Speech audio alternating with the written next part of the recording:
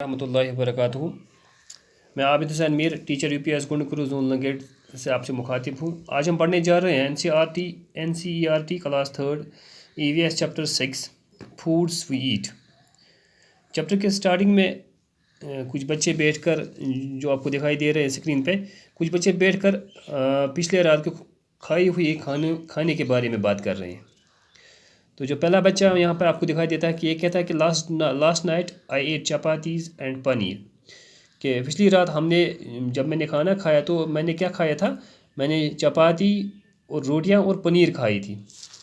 और ये लड़की यहाँ पर बोल रही आई कुकड दाल एंड राइस, तो मैंने दाल और जो चावल बनाया था। और ये लड़की है जो आपको पिक्चर में दिखाई देती है, ये कहती है yesterday no food was cooked in my house.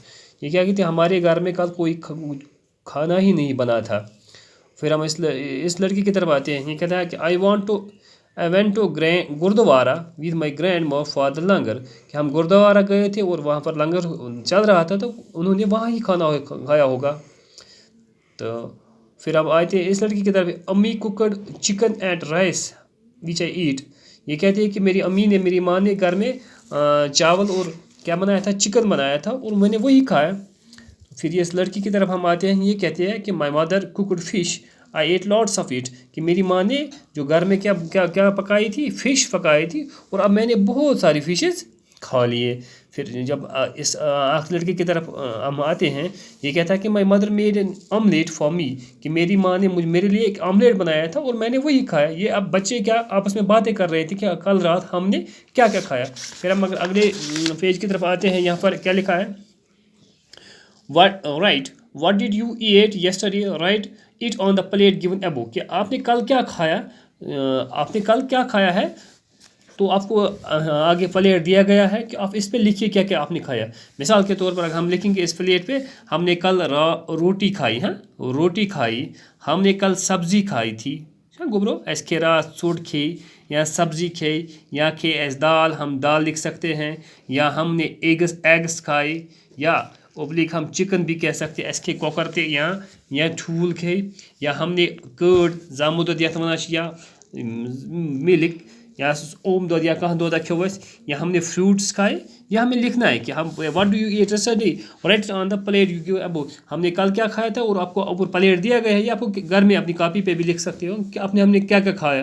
Now on the black ठीक है, but do all the childrens in the class eat the same food yesterday, why, कि क्या क्लास में जो लड़के हैं, क्या उन्होंने कल शाम को सेम फूड, ये नहीं हो सकता है कि हाँ हम हर घर में एक ही गुजारा नहीं बन सकता है, एक ही जो हम खाते हैं वो सब कुछ हर घर में नहीं बनता है, लेकिन हर एक बच्चे ने अलग अलग खाया होगा, क्योंकि प्रथ कह चॉइस अलग, अड़न चीज़ पसंद, अड़न ब्या चीज़ पसंद, तो अलग अलग सारे खमुत। But discuss you must have notes that in the picture given page 27 there is one child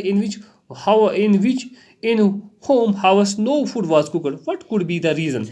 हमने एक जब हम पीछे पेज की तरफ यहाँ पर हमने देखा इस लड़की को, इसने कहा था yesterday no food was cooked in my house, कि हमने कल कुछ नहीं पकाया होगा। तो अब इसका रीज़न क्या हो सकता है कि उन्होंने कुछ नहीं पकाया। शायद एक वजह ये भी हो सकता है कि या ज़्यादा गरीब होंगे तो उनके घर में खाने के लिए कुछ नहीं होगा, या उनके पकाने के लिए कुछ नहीं होगा।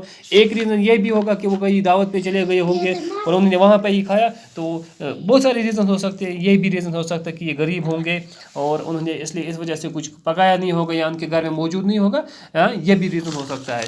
तो इंशाल्लाह नरेट आगे हम जब जाएंगे तो नेक्स्ट चैप्टर में इंशाल्लाह नेक्स्ट क्लास में हम इससे आगे जाने की कोशिश करेंगे। अल्लाह हाफिज़।